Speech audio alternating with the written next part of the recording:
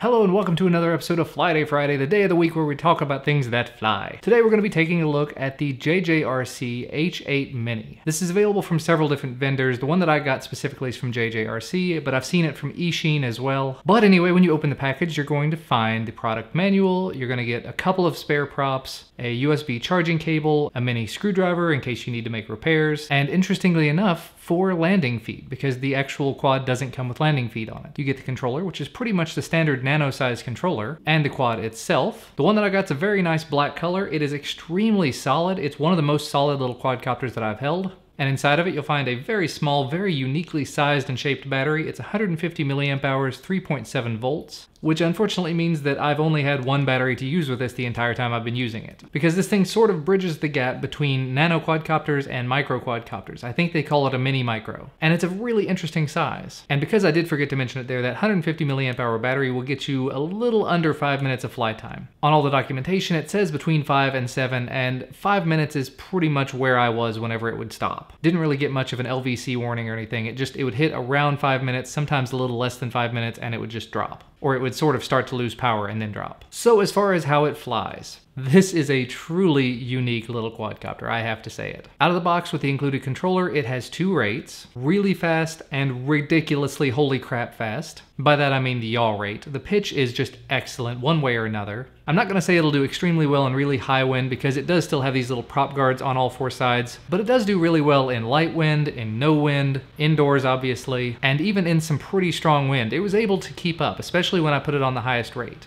But that yaw rate though, like I said with the included controller, you do get 2 different yaw rates, really fast and ridiculously warp speed fast. This is one of the fastest spinning quads that I have ever seen, but if it is too much for you, if you have the Bangtoys X9, you can use that controller with it as well. That'll open up a 3rd rate, actually a 1st rate, a beginner mode as it were, so the yaw rate goes quite a bit slower, but even at that slow yaw rate, it's still faster than a lot of them that I've flown at this point. But it is extremely manageable. But with the faster yaw rates for the medium and high rates, the medium rate funnels are really, really nice. It basically just dances on one motor pod. And the high rate, it's almost unmanageable when you try to do funnels with it. When the wind starts blowing and you're just spinning and pirouetting, it just falls down. So it's almost too fast at that point. Like it actually becomes difficult to fly it, it's so fast. As far as the range, when I was using the stock transmitter, I saw about 20 to 25 meters range. Basically once it would hit about 20 meters, I would start to lose control. 25, it would really get kind of difficult to fly, and then it would drop after that. With the Bangtoys X9 transmitter, I got a little bit farther range. I saw it go as far as about 40 meters away, but regularly around 30 meters is where it would start to drop off. For something like this, that's really not a bad range at all. As far as the build quality, I'm extremely huge fan of this. Like I said, it does feel just solid as a rock, but this is all plastic and it's very solid plastic. In a way, it reminds me of the plastic on the DM007. That's the one that I could most clearly compare it to. It doesn't feel cheap or flimsy at all. Now, unfortunately, in my time with this, I think I've managed to burn out one of the motors already. I've been flying it for about a week and a half, 2 weeks at this point, and this back motor, I think just this afternoon, managed to die on me. I was doing flips, and as I forgot to mention, obviously, this does do very nice flips. Not as nice as a lot of other things I've seen, but it does definitely get the job done if you're interested in flips. This afternoon though, I was messing around with it. I'd been playing with another one. I was doing lots of double flips with it, and so I decided to try it with the JJRC H8 Mini, and unfortunately I think that managed to burn one of the motors out. It didn't really like trying to do double and triple flips. So I may look into how much it would cost to actually replace that, but honestly, it might almost be more worthwhile just to pick up a new one, because that would get me a 2nd battery, more motors, more props, and that's the real kicker for this thing. It flies just so well, it's so nice to fly, it's got such an amazingly fast yaw rate, you cannot guess how much this costs. The last time I looked, it was $15.99, and that is through GearBest. Thanks to GearBest for sending this out to me. It is available on other sites, but I will put a link down below to where you can find it over on GearBest because they were kind enough to send this out to me. I think this is actually the cheapest quadcopter you can get. Now, I would not recommend this to a beginner, simply because, like I said, there's 2 rates out of the box, and they're both pretty much unmanageable if you're a new flyer.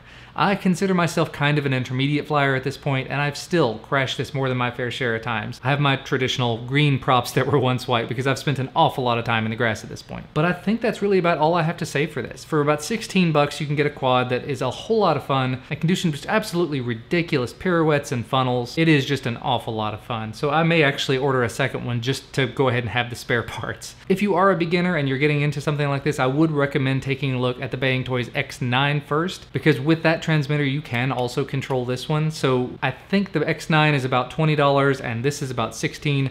$36, you get 2 quadcopters that are both excellent options and one transmitter that can control both of them and is a little larger, a little more comfortable in the hand to use with this, because the included one is the nano size transmitter and that's not really comfortable for a lot of people. And there is one thing I definitely forgot to mention. This has a headless mode. It's not something that I used an awful lot, and basically when you press in on the left stick on the included transmitter, it starts to go into return to home, but it's not return to home, it's just go backward. You have to sit it down and you have to do some weird motions with the sticks to actually get it to set that headless mode properly, to set the heading for it. And I had problems keeping track of which one it was, either down left for both sticks or down right for both sticks. But once you set that, especially when you're pirouetting, you put it on medium or high rates, you just start spinning around like you're going out of control, and you can use the forward, back, left, and right to actually control your position in space. It is just absolutely awesome to see. So again, for 16 bucks to be able to get something that A, has such a ridiculously fast yaw rate, B, is relatively small and lightweight, C, works with a couple of different controllers, and D, has headless mode built in, it's really an option that you should not be passing up. So I'll have a link to where you can find one down in the video description as usual. But that is going to be about all from me for today about this. Remember, if you like this video, please do give me a thumbs up down below the video. I definitely appreciate it, and subscribe to receive more videos when they become available. Thanks so much for watching though, and I will see you next time.